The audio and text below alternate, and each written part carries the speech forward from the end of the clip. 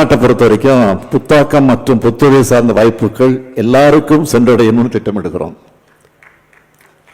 குறிப்பா பின்தங்கிய நிலையில விளிம்பு நிலையில் இருக்கக்கூடிய மக்களுக்கும் சென்று சேரணும் என்பதில் கவனமா இருக்கும். புத்தொழில் கொள்கையிலும் சமூக நீதி, அதுதான் திராவிட மாடல் பாலிசி.